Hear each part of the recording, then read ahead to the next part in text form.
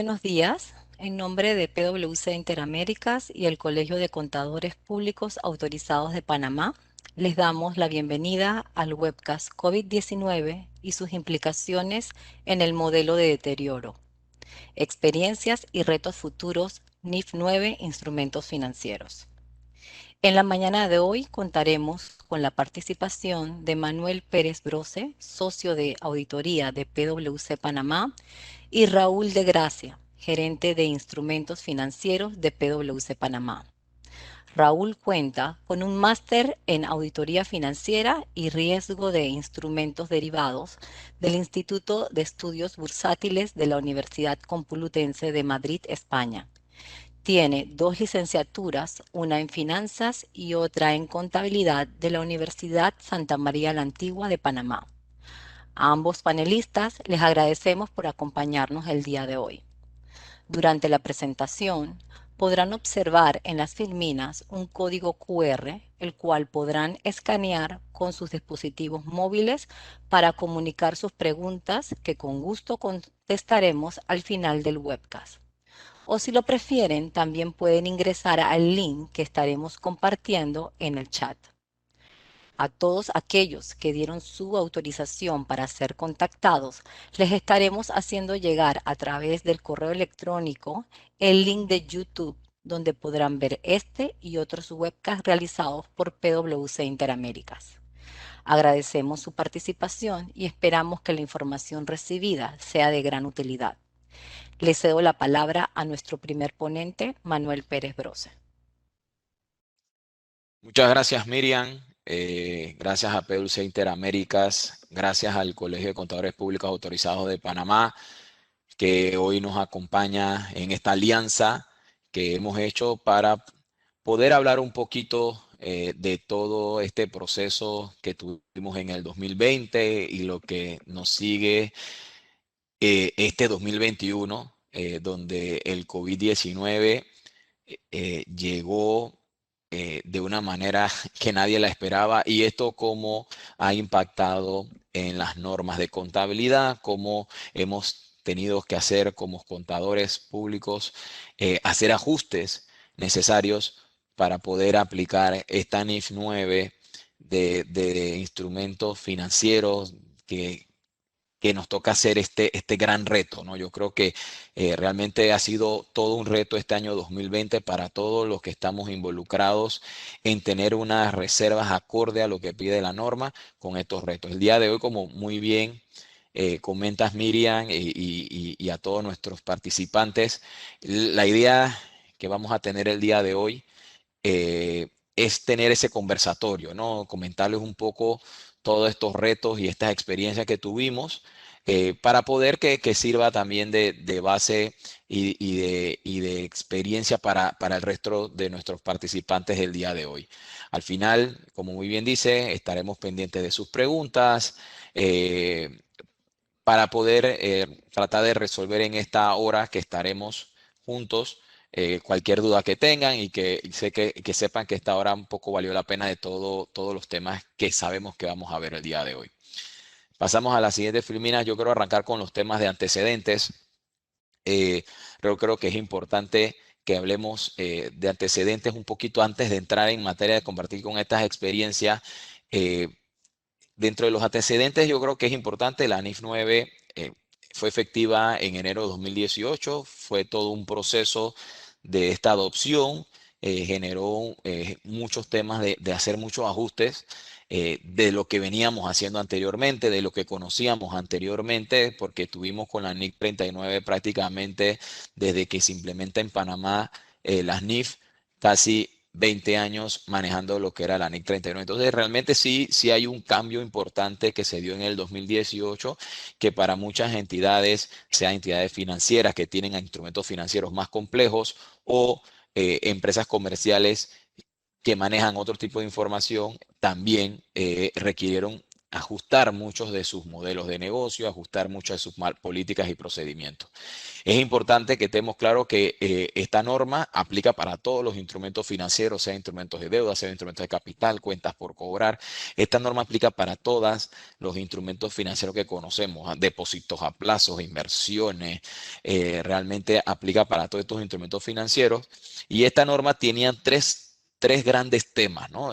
Lo que era la clasificación y medición de estos activos y pasivos financieros, el tema de deterioro y lo último, contabilidad de cobertura, que se enfoca más que todo a los instrumentos financieros derivados. El día de hoy la idea es compartirles sobre esta segunda parte, que es el deterioro, que son de los temas quizás más complejos que trae esta norma, es compartirles esa experiencia, ¿no?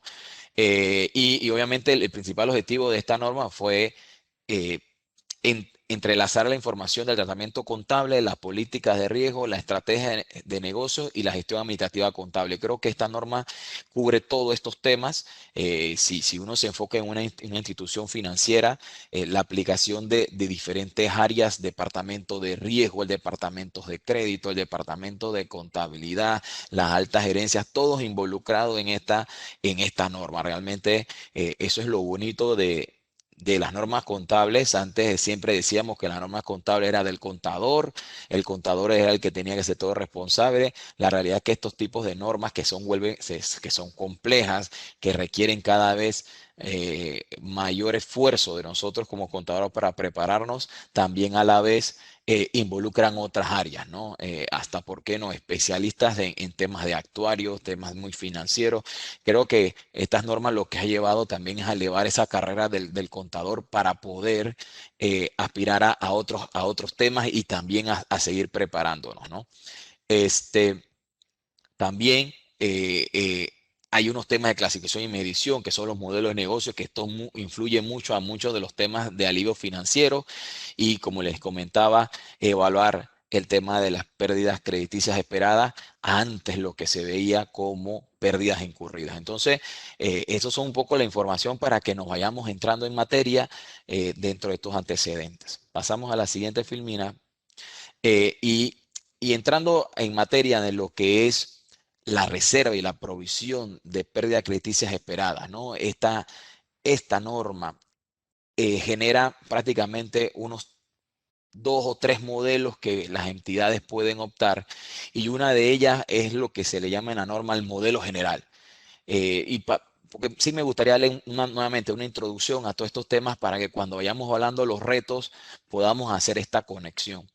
El modelo general, que es el que aplican entidades financieras principalmente, o son las que tienen algún tipo de instrumento que generan, que tienen intereses. Vamos a imaginar a los préstamos por cobrar, que arrendamientos por cobrar que tienen una tasa de interés, son vencimientos a largo plazo. Son estas operaciones de instrumentos financieros que son un poquito más complejos, ¿no? Inversiones que son a largo plazo, o que tienen toda alguna especialidad. Estos son los tipos de activos financieros que entran en esta categoría de este modelo general, y que en el modelo general lo dividen en tres etapas, ¿no? Donde inicialmente se basa en lo que es el análisis de deterioro o ese cambio de riesgo de crédito. Yo creo que ahora más adelante, Raúl, que me acompaña el día de hoy, vamos a entrar a ver los retos que encontramos durante el año 2020 de ese cambio del riesgo de crédito, lo que se le denomina el famoso CIR en su idioma, en sus siglas en inglés. ¿Cuáles fueron los retos que tuvimos ahí? Entonces, obviamente lo que las empresas tenían que tener era, oye, ¿cómo sé si realmente hay un cambio en riesgo de crédito? Y esta norma lo establece en tres etapas. Es decir, bueno, los clientes que tenemos, que están cumpliendo con sus acuerdos contractuales, ellos deberían tener una reserva de pérdida esperada de 12 meses. Los que ya están en una etapa 2 son clientes que ya tienen a un incumplimiento o que ya hay un cambio de ese riesgo de crédito que inicialmente se le dio. Y quizás otro, etapa 3, que son otros clientes que ya se consideran deteriorados. Entonces, estas tres etapas lo maneja el modelo general, y ahora más adelante vamos a explicar todos los retos que tuvimos ahí. Pero este modelo general obviamente se vuelve un poco más complejo, porque calcular una provisión de pérdida crediticia esperada a 12 meses, a la vida del instrumento, donde hay fórmulas dentro que debemos hacer fórmulas financieras y algunos conceptos como la probabilidad de incumplimiento. Oye, ¿cuál es la probabilidad que este cliente nos incumpla? ¿Cuál es la pérdida que yo tengo histórica de estos clientes? ¿Cómo se ve esas garantías que quizás podemos tener y que hoy quizás por la situación que nos encontramos en COVID, eh, ya se hace más difícil poder recuperar ese activo que quizás me dan de garantía o que el cliente me dice, mira, te doy este préstamo de garantía de este activo y si no te pago, bueno, lo agarras, pero ¿cómo también voy a recuperar ese activo? Entonces nos encontramos con estos retos durante todo el proceso y este modelo general que obviamente aplica para estos tipos de, de activos financieros, claro que se vuelve mucho más complejo porque hay mucho más información. O insumos de la información que se vuelve más complejo.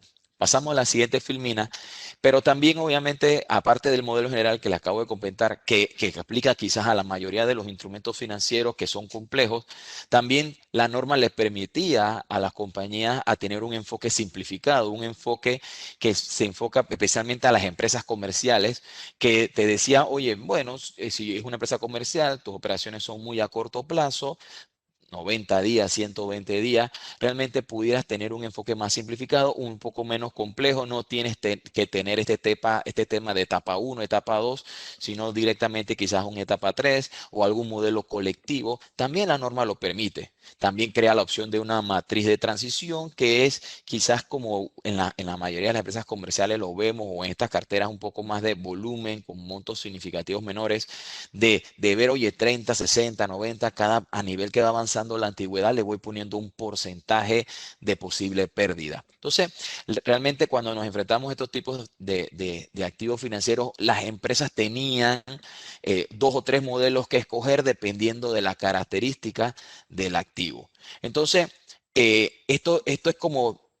Obviamente el objetivo no es entrar en detalle a las normas contables o hablar de de los modelos, pero la realidad es que teníamos esos tres modelos que se veían en el mercado, en nuestros mercados de Centroamérica y de Panamá que adoptamos NIF o los que aplican NIF, tenían estas opciones y esta era como que la base. Nosotros le trajimos un poquito la información para que vea cómo ha ido evolucionando el tema de la NIF 9. Tratamos de buscar a informaciones públicas. Ustedes saben que la información pública es muy limitada. Nos enfocamos al sector bancario panameño, donde tenemos alguna información histórica y le hemos compartido esta gráfica que ustedes pueden ver y veníamos los niveles de provisiones del sector bancario panameño. En Panamá actualmente manejamos casi 60, 80 bancos y uno puede ver si uno dice, oye, pero ¿qué tanto impactó en la reserva pasar a NIC 39 a NIC 9? Ustedes pueden ver en la tendencia del 16 a cómo pasamos 16, 17 y 18, cómo empezó a impactar ese cambio de modelo. Entonces, ahora, a partir del 20, que arranca entonces otra situación inédita, como fue el tema del COVID, aquí hubo crisis financiera, hubo algunos elementos importantes que causó que en un momento dado eh, el riesgo de crédito, hay un riesgo de crédito más alto hoy que hace 2 años, porque hay actividades económicas cerradas, porque la gente no está consumiendo. Entonces, eso como la norma te lo pide, como la norma lo establece. Bueno, te pide hacer pérdidas esperadas, que quizás con la norma anterior, la NIC 39, que era pérdida incurrida, uno dice, si yo no he perdido, yo no hago ninguna provisión. Pero como se cambia un modelo de pérdida esperada, la norma lo que te pide, oye, estima el futuro, dime tu información prospectiva, cómo tú ves la economía y si hay una situación a futuro, tú debes poder provisionarla hoy. Entonces, me pareció muy sabio porque esta norma nace por muchas de las crisis financieras que se dio en el pasado en el mundo que generó todos estos impactos. Entonces, ya uno ve cómo va el impacto de las reservas subiendo. Imagínense 2020, el impacto en el sector financiero panameño. Pasa a la siguiente, Filmina, gracias. Entonces, si vemos, esta es una información del, obviamente, de Panamá, y uno dice, oye, los sectores que están más golpeados son los que han tenido que solicitarle a la industria bancaria, oye, deme algún espacio, algún tipo de modificación, deme algún tipo de espacio, y la norma panameña, a la regulatoria le dice, oye, vamos a manejar una nueva categoría que son los créditos modificados, los que tienen estos alivios financieros, y ustedes pueden ver ahí claramente los segmentos de negocios que están sufriendo: comercio, construcción, autos personales, y esto es muy claro porque esto es lo que está pasando quizás en Panamá, pero estoy seguro en todos sus países. Entonces ahí vemos que hay realmente un riesgo de crédito mayor, y esto influye claramente en la siguiente, Filmina, que como las etapas 1, 2 y 3 que le comenté anteriormente de cómo se clasifica, ustedes ven cómo incrementó las reservas para esto, a través de aumentar los diferentes supuestos que tiene la reserva porque hay un riesgo mayor. Entonces, nos enfrentamos a una coyuntura que desde que empezó en marzo y en el cierre de diciembre, las entidades, en este caso la financiera, y estoy seguro si me traslado a la información de empresas comerciales, tuvieron que incrementar la reserva. Entonces, aquí se ve claramente el impacto de cómo influye la reserva bajo NIF 9 aplicando todos los ajustes de postmodelo. Las empresas tuvieron que, y eso lo vamos a ver más adelante, cómo tuvieron que incluir otras variables importantes para poder llevar el riesgo de crédito o tener una reserva que pueda cubrir el riesgo de crédito. Y puede ser que hasta que nos quedamos cortos en ese análisis, pero lo importante es que la norma trata de llevarnos a cubrir ese riesgo de crédito. Yo estoy seguro que a ninguna de las empresas le gusta tener mayor provisión porque genera mayor gasto, menor utilidad, pero realmente la norma lo que pide o lo que busca es que esté bastante protegido. Ahora le quiero ceder la palabra a Raúl para que nos hable un poquito ya, un poquito más de detalle de esas variables que tiene la norma, que tiene un impacto como tal en el ajuste, y esos retos y esa experiencia que tuvimos este año 2020 y que la seguimos teniendo este año 2021. Así que, Raúl, te cedo la palabra para que nos compartas un poco esta experiencia durante esta actividad. Muchas gracias, Manuel, por la introducción. Sí, como bien has mencionado, una difícil situación que nos ha tocado vivir a todos. La verdad es que el gobierno nacional de Panamá brindó pues algunos alivios financieros por ley. En algunas otras locaciones de la región, estos alivios fueron voluntarios. Las entidades financieras fueron las que decidieron dar este alivio. Algunas otras empresas también decidieron ayudar a sus clientes. Indistintamente de cómo se dio, esto tiene repercusiones en el modelo de las pérdidas esperadas, y es lo que vamos a ver ahora en detalle. Entonces, una vez brindados estos alivios y al momento de evaluar nuestra pérdida esperada, nos hacemos una pregunta muy simple pero muy importante. ¿Tienen nuestros clientes que han recibido los alivios un problema de liquidez temporal o es un problema de riesgo de crédito? ¿Okay? Entonces, esta pregunta clave vamos a analizarla en detalle en las siguientes diapositivas. Vamos a recordar el concepto de SIR, el incremento de riesgo significativo, SIR en sus siglas en inglés. Realmente no existe una definición uniforme para las entidades acerca de esto, pero básicamente es el indicador cualitativo o cuantitativo que tú identificas en tu negocio para decir, oye, esta cartera o este cliente tiene un riesgo en particular o está aumentando su riesgo de crédito. La norma inicialmente dio criterios refutables. Por ejemplo, de 30 días, si no te pagaban 30 días, lo pasabas a etapa 2. Pero debido a la moratoria, valga la redundancia, tu mora, ¿sí?, puede verse congelada, y entonces aquí tienes un pequeño inconveniente porque puede ser que tu análisis se pueda acercar por eso. Entonces es importante analizar aspectos cualitativos, por ejemplo, qué industria se desarrolla tu cliente, esta industria ha sido afectada por el COVID o no. Y bueno, eso es lo que vamos a profundizar en las siguientes diapositivas. Entonces, llegamos a la necesidad de hacer lo que se le llama un ajuste por postmodelo o overlay en inglés, que básicamente es ajustar los parámetros de tu modelo existente para identificar este riesgo de crédito suscitado por las circunstancias o coyuntura actual que vivimos. Entonces, evaluamos aspectos que ya estaban identificados en el modelo, por ejemplo, carteras que si no te pagaban en 90 días, se determinaba que ya era un crédito deteriorado. Son situaciones que tenemos que reevaluar, ¿sí? Para identificar si, oye, mi cliente no me ha pagado en 90 días, pero lo que pasa es que su bloque económico acá en Panamá le llamaron así a los bloques que fueron cerrados por efectos del COVID, va a ser reactivado próximamente y hay que darle la oportunidad de que haga un flujo de caja para que me pueda hacer frente. Entonces no me pagará en 90 días, sino en 186 o quizás más tiempo. Son aspectos que tenemos que reevaluar en nuestro modelo y ajustarlo para que pueda identificar apropiadamente ese riesgo de crédito. Ok, algunos retos. Vamos a hablar en detalle de estos insumos que son parte importante de lo que es el modelo de pérdidas esperadas. La probabilidad de default, muy importante, es la probabilidad de incumplimiento, ¿no? Es este histórico de pagos que tú evalúas y en base a ello determinas o haces matrices de transición que dan, pues, raíz a lo que es la probabilidad de impago. Hay que evaluar, muy importante, si se está tomando históricos o datos históricos que contemplen ya el impacto del COVID. O si incorporarlos puede traer algún tipo de sesgo por la moratoria.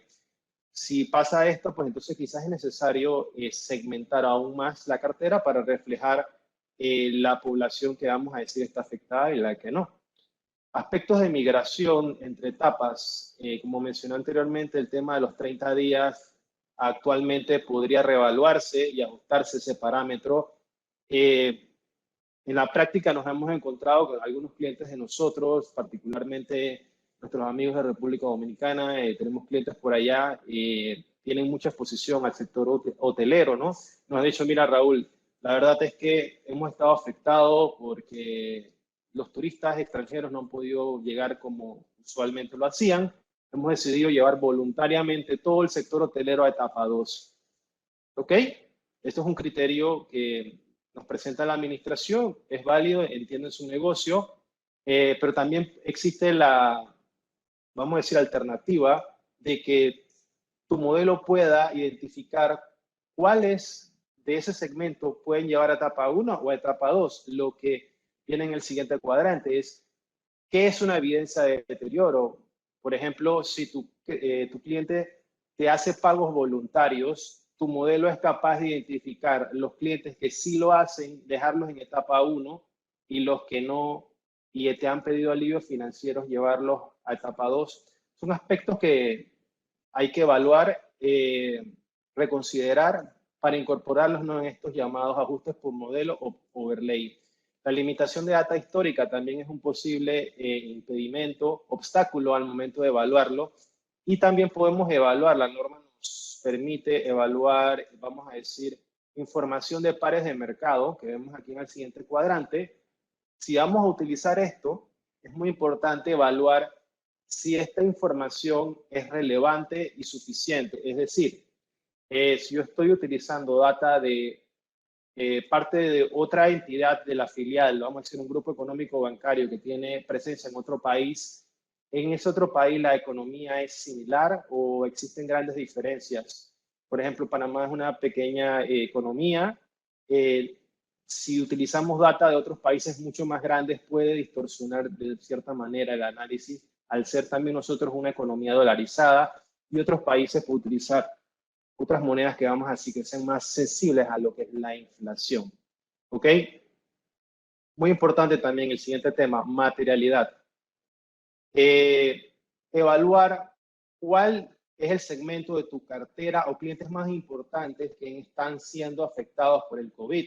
Particularmente acá en Panamá, el sector de turismo también es un tema muy interesante porque hay regiones de Panamá que fueron, vamos a decir, cerradas más tiempo que otras.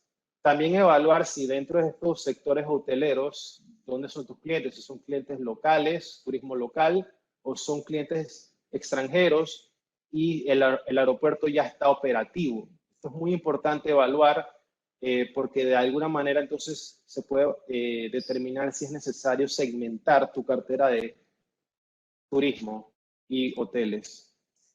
Raúl, tenemos una pregunta antes de pasar.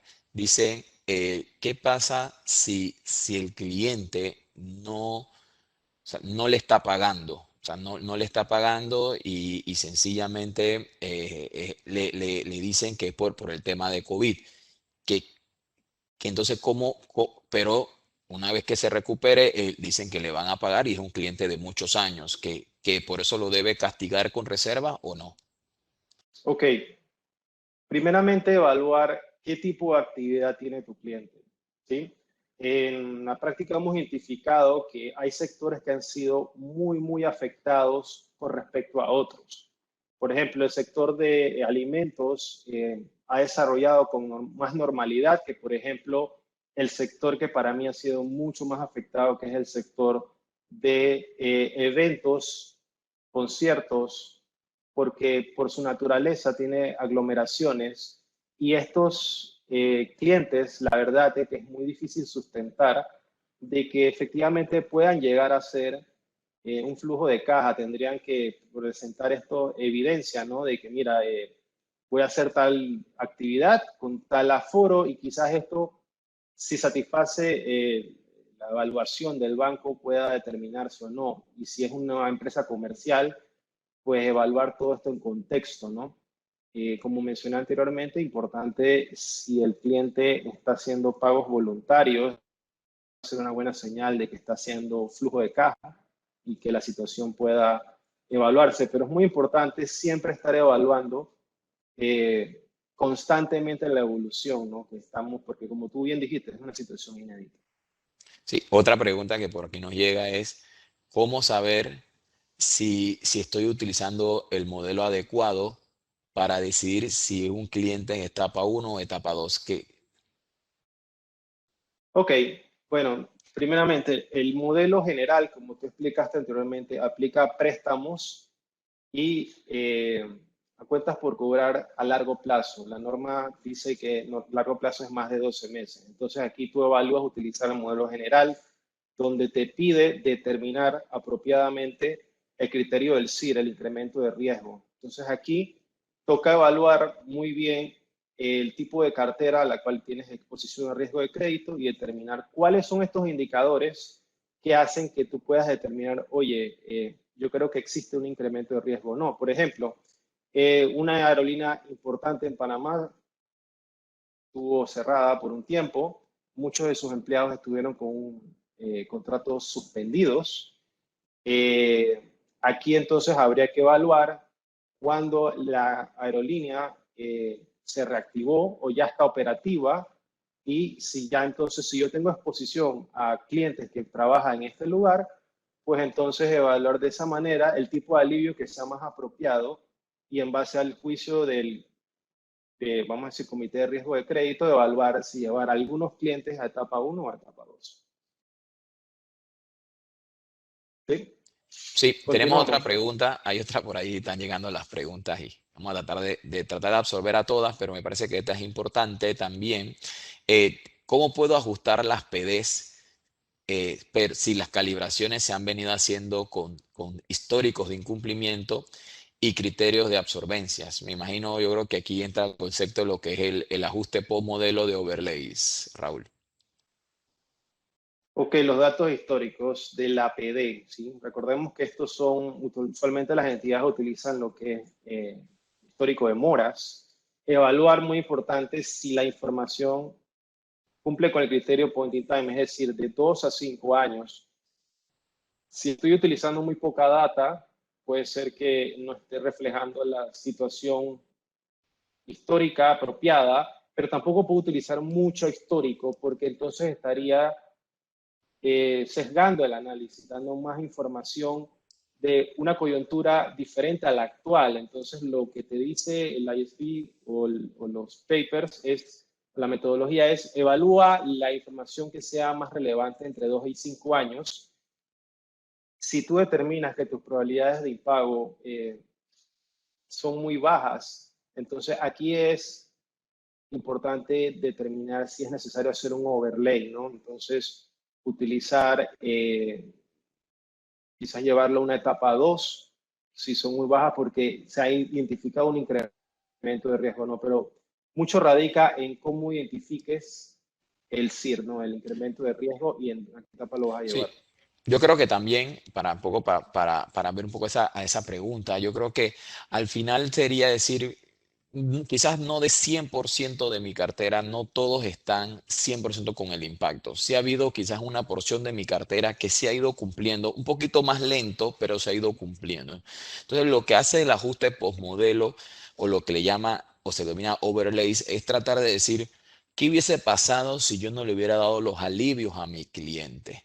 Entonces, obviamente, lo que te lleva a decir, bueno, si no le hubiera dado mi alivio a mi cliente, quizás este cliente hubiese tenido un comportamiento similar a esta otra cartera donde se le ha incrementado el riesgo de crédito o se ha aumentado la, el incumplimiento. Entonces, realmente entra mucho elemento de juicio. No hay una respuesta totalmente contundente, pero uno lo que analiza es los comportamientos de cartera de este año 2020 para poder generar una actualización de esa probabilidad de incumplimiento o incrementar un poquito mayor el valor. A través también de la información prospectiva. Recuerden que también la norma habla del forward looking, que lo vamos a ver más adelante. También ahí hay elementos de que tú le puedes incrementar ese riesgo de crédito porque hay información de que las tasas de desempleo siguen aumentando, que cierta parte de la economía va a retornar más lentamente. Entonces, uno, con ese tipo de elementos, uno pudiera incrementar nuestros insumos o nuestros elementos de riesgo para subir esa reserva o ese porcentaje de reserva. Si quieres, pasamos entonces al siguiente tema de LGD y Forward Looking, Raúl. Sí, antes de continuar, es importante mencionar que el overlay no tiene que hacerse inmediatamente toda, afectar o ajustar todos los parámetros de la pérdida esperada. Tú puedes hacerlo progresivamente. En la práctica hemos identificado que algunos clientes han decidido ajustar el criterio del forward looking que ahora vamos a explicar, y posteriormente las probabilidades de impago, vamos a decir, en el informe interino, y a final de año entonces decidieron ajustar las PD. Así que de la manera que se utilice o se haga el ajuste overlay es importante siempre tener documentado todos los criterios utilizados, ¿no? Ok, vamos a evaluar entonces lo que son los retos en la determinación de la pérdida dada el incumplimiento, es decir, la severidad, cuánto recupero dado que me han impagado. Primeramente, evaluar, muy importante, qué tipo de colateral estamos hablando, ¿sí? Si son colaterales inmuebles, apartamentos, edificios y demás, evaluar si las tasas de recuperación que tenemos históricamente dentro de la entidad reflejan la coyuntura actual. Probablemente estos fueron estimados en tiempos de bonanza, donde existía una mayor demanda por comprar apartamentos y el tiempo de recuperación era menor, ¿sí? Muy importante tener en cuenta los controles al momento de incurrir en, vamos a decir, tomar posesión de este colateral. Recordemos que todos los costos de mantenimiento, de mantener en buenas condiciones este local, pues disminuyen lo que es al final tu recuperación, ¿no? Y también el tiempo, lo que es el valor de dinero en el tiempo o el valor presente neto, que algunas entidades le llaman. Es cuánto de mis flujos recupero en cuánto tiempo, en 1, 2, 3 años, ¿no? Y muy importante, para las entidades que utilicen criterios regulatorios, es importante mencionar que el NIF te pide ajustar estos criterios tomando en cuenta los costos de venta y el valor de dinero en el tiempo, ¿no? Así que como punto inicial puede ser un buen punto de partida, pero es necesario ajustar estos parámetros para que reflejen pues las exigencias de la NIF 9. Ok, vamos a hablar de la información prospectiva. Impacto en los indicadores económicos. Es muy importante volver a evaluar si los datos económicos que estamos incorporando en nuestros modelos siguen siendo relevantes a efecto del análisis de riesgo de crédito. Por ejemplo, carteras de consumo pueden ser más sensibles a indicadores como la tasa de desempleo, la tasa de inflación. Es muy relevante en países de la periferia que no tienen el dólar como moneda O el índice Gini, quizás, ¿no? Es un índice que indica el poder adquisitivo que tienen las personas en un país o en una región. Distorsión por volatilidad. Bueno, nosotros aquí particularmente en Panamá tuvimos la situación de que durante casi gran parte del 2020 solamente teníamos información de marzo, o información oficial, ¿no? Entonces tocó evaluar datos económicos internacionales de entidades como el Banco Mundial y demás, y en base a ello ajustar la ponderación de escenarios. Recordemos que la norma te pide hacer 3 escenarios, uno optimista, pesimista y uno normal, y en base a ellos crear un escenario ponderado, no sesgado, donde tú le das peso a estos escenarios. Hemos identificado que muchos de nuestros, vamos a decir, clientes han decidido ajustar de acuerdo a la información identificada por estos indicadores económicos, darle más ponderación obviamente al escenario negativo que al optimista.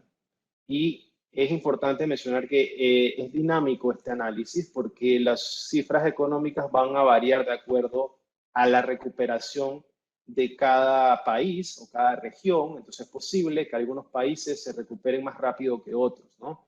Entonces todos estos análisis tenemos que ajustarlos periódicamente para reflejarlos adecuadamente y que puedan entonces reflejar el aumento o disminución del riesgo de crédito en la pérdida esperada. Manuel. Sí, tenemos aquí algunas otras preguntas. Unas están relacionadas con estas cuentas por cobrar que tenemos, que nuestros clientes o tenemos cuentas por cobrar con el Estado, ¿no? Entonces, eh, sabemos que en el caso de muchos de los estados, especialmente en Panamá y que quizás muchos de nuestra región, no pagan a 30 días ni a 60, pagan quizás a un periodo mucho más alto y en otros casos hasta pasan de quizás de lo normal hasta un año después y ahora por el tema de COVID realmente demoran hasta más. Entonces, la pregunta se va enfocado en eso, Raúl, de entonces la PD la debo hacer más alta, ¿cómo debo calcular quizás esto a nivel de reservas, ¿no? Cuando tengo relación con el gobierno. Una pregunta muy interesante. Recordemos, como bien has dicho, que los gobiernos no pagan con una rapidez como usualmente lo hacen una empresa privada, porque muchas veces estos pagos son centralizados, van hacia una entidad, bueno, en el caso de Panamá quizás la Contraloría. Entonces, como bien has dicho, no vas a recuperar tu cuenta por cobrar en 90 días, probablemente serán 186 días. Pero por efectos del COVID, de que vamos a decir, la Contraloría estuvo cerrada o no, puede afectar lo que es el proceso operativo y demorar un poco más este cobro. Pero al final lo que se debe evaluar es, ok, el gobierno a la cual yo le estoy vendiendo tiene una calificación de riesgo donde debe honrar sus obligaciones. Esto se le llama un rating soberano. Al igual que puede ser una emisión de deuda, también todos estos instrumentos más pequeños, con una cuenta por cobrar, se puede utilizar una analogía, ¿sí? Y buscar dentro de las calificadoras de riesgo una probabilidad de impago a menos de un año para poder plasmar esto. Entonces, muy importante, ajustar el parámetro de cuándo espero recibir el pago de mi cliente gubernamental, revisar la última actualización de las calificaciones de riesgo que tienen, por ejemplo, en el caso de Panamá es triple B menos, probablemente es 0.05% aproximadamente que tiene el gobierno panameño de ser un default, que es bastante bajo, y muy importante incorporar los aspectos prospectivos en la medida de lo posible. Claro. Sí, yo creo que por ahí va, ¿no? Yo creo que a nivel de temas con el gobierno, la metodología se puede hacer, es una metodología basada a estos porcentajes que están asociados a nuestro riesgo de crédito como país. Y aún así que quizás nos paguen a un año o a 6 meses, quizás uno está. Yo creo que cuando ya nos enfrentamos a una cuenta por cobrar nuevamente, aunque sea del gobierno, y nos van a pagar en 2, 3 años, recuerden que la norma siempre habla del tema de valor de dinero en el tiempo. Entonces, de una manera indirecta, ahí hay un interés implícito. Eso se debe considerar. Todas las cuentas por cobrar que son a más de un año por lo menos, sabemos que hay que decir que indirectamente hay un interés implícito y eso involucra que el valor presente sea diferente y se tenga que hacer un ajuste en el valor del libro. Así que quiero un poco ahí, les dejo ese mensaje del tema del interés implícito que va a aplicar para estas cuentas por cobrar que se extienden a más de un año. Y casualmente enfocado un poco cada vez más en cuentas por cobrar comerciales, ¿no? Porque a veces uno también dice, pero mi empresa es comercial, yo le vendo a supermercados o a minoristas también, obviamente, que tienen un modelo de pérdida crediticia esperada, quizás un método o un modelo simplificado. También lo que nos toca hacer es esto, ¿no? Yo creo que también el impacto sigue siendo lo mismo, actualizar los modelos, sentarse y analizar cómo está, qué decisiones se tomó el negocio que puede impactar el riesgo de crédito. Obviamente uno por el tema del COVID, como lo dice en el punto 3, quizás tuve que darle algún tipo de extensión y eso me obliga a actualizar mi default, mi probabilidad de incumplimiento. Entonces, es muy importante a nivel de empresas comerciales, hagamos, como dice el punto 2, esa segmentación del crédito. Yo creo que nosotros si tenemos una cuenta por cobrar, una cartera que yo le vendo a un supermercado, le vendo a los hoteles, le vendo a las tiendas minoristas, cada uno tiene un riesgo de crédito diferente. Entonces nosotros debemos hacer lo mismo. Nosotros no podemos ver las cuentas por cobrar o mis activos financieros como un todo. Lo importante es segmentarlo. Si segmentamos el riesgo y ponemos riesgo de crédito similares, el análisis o el porcentaje de reserva o el análisis que vayamos a hacer será mucho más efectivo dentro del proceso. También otro de los retos que encontramos aquí, si quieres vámonos al punto 4, es los escenarios prospectivos. Igual le aplica al modelo general, le aplica el modelo individual, siempre le va a aplicar ese análisis de los diferentes escenarios prospectivos. Creo que en nuestras economías tan diversificadas, en Centroamérica, Costa Rica y en Panamá, cada uno tiene perspectivas diferentes de recuperación. Tenemos bancos mundiales y otra información externa que nos ayuda a tomar cierta decisión de quizás ese elemento prospectivo que puede influir en nuestra reserva. No pensemos que estamos, por ser una empresa comercial, no debo considerar estos elementos prospectivos que debemos tener muy presentes. Y yo estoy muy consciente de que todas las empresas hemos sido afectadas por el tema de COVID, por lo tanto hay que analizar. Si yo decido darle a mi cliente un plazo de más de un año dentro de esos alivios financieros, tenemos que estar muy claros que hay un impacto en ese valor de costo amortizado, porque sencillamente el dinero en el tiempo tiene un impacto importante. Entonces, genera algún tipo de impacto, hay que modificar el activo financiero a través de una cuenta, llámese una cuenta como provisiones, que realmente te lleve al nivel de recuperabilidad. Recuerden que la idea es siempre presentar los estados financieros. En los instrumentos financieros se presenta su valor razonable, quizás al costo amortizado, que es en el caso de las cuentas por cobrar, pero al costo amortizado le incluye lo que es la provisión quizás de posibles cuentas de pérdidas esperadas. Entonces, tenemos quizás, antes de entrar a conclusiones, tenemos quizás otras preguntas. Decía, tenemos algunos amigos de acá de Nicaragua, ¿cuándo se toma en cuenta los intereses que están implícitos según lo que describe la norma? Esto cómo lo documenta la compañía y si esto se emite documentos primarios para este caso.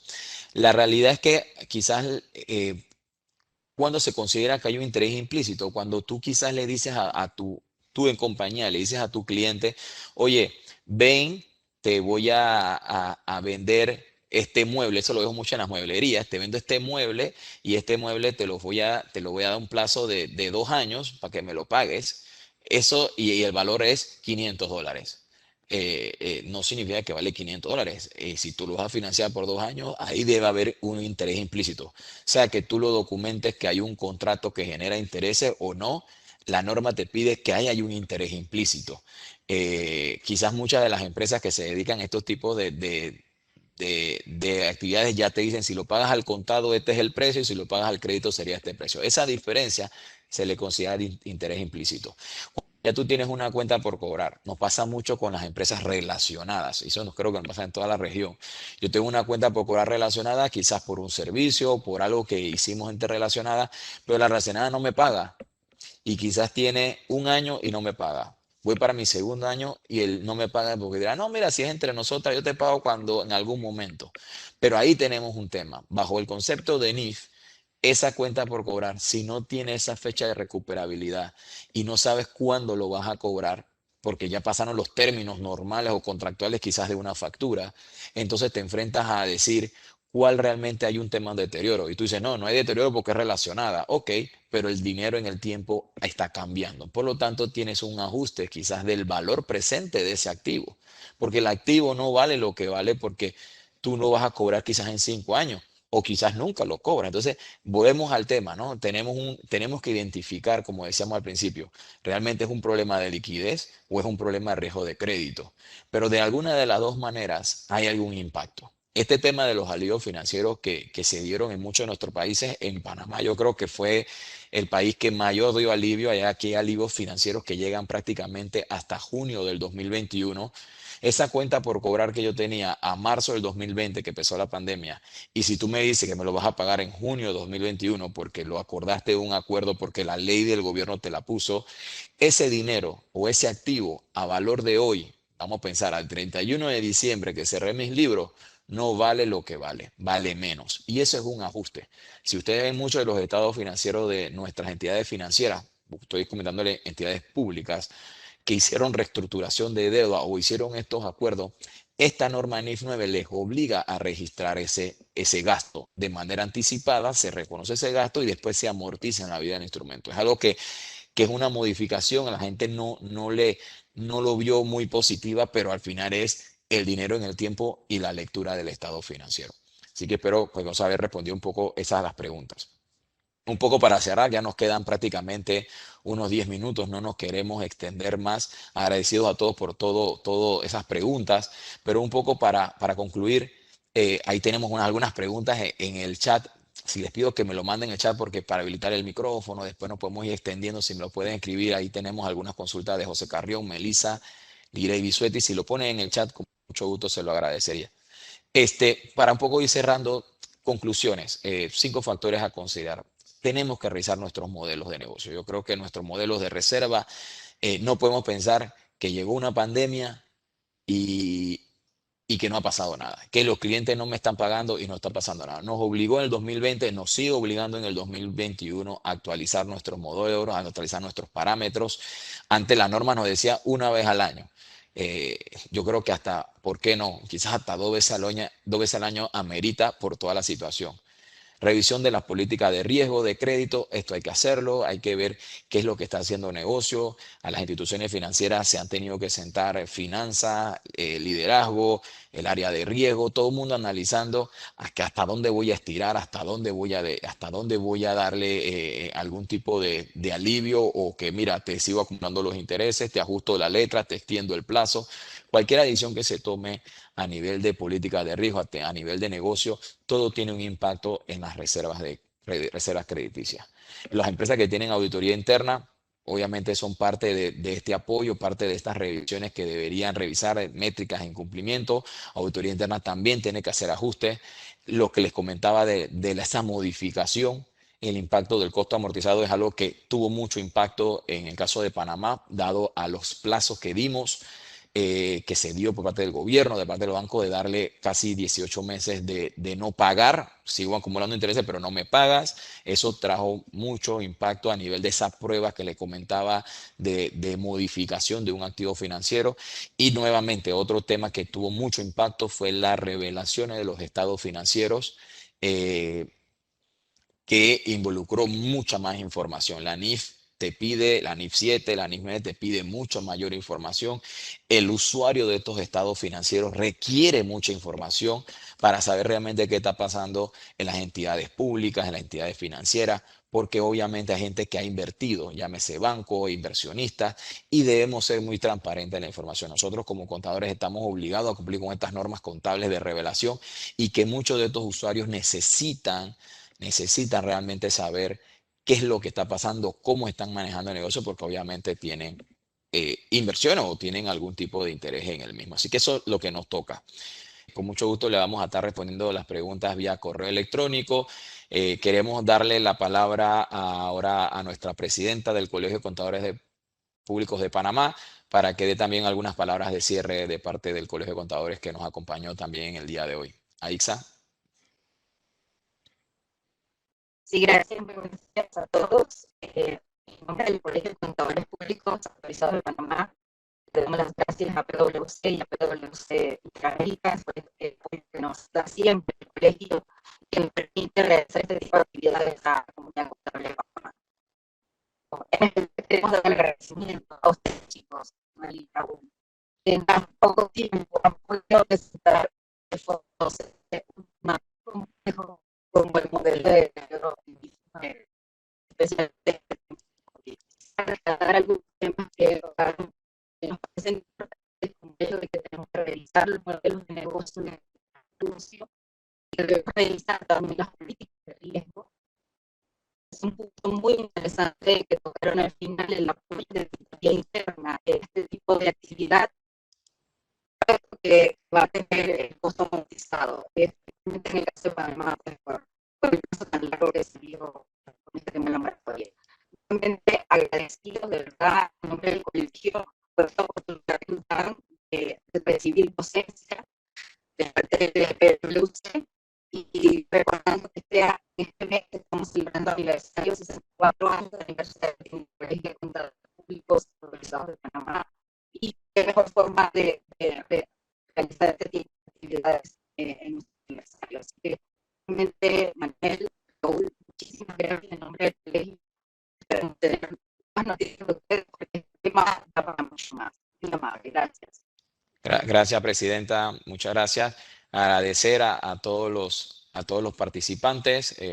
Nosotros le estaríamos mandando el link, se le estaría mandando el equipo de mercadeo de Perú, se le estará mandando el link para que quede dentro en YouTube. Y a las preguntas que se nos quedan por fuera, no se preocupen, que le estaremos mandando un correo con la posible respuesta para ustedes. Así que agradecidos a todos, cumpliendo prácticamente 1 hora y 5 minutos de este webcast. Agradecerles a todos su participación y muchas gracias y que todos tengan un feliz día. Saludos.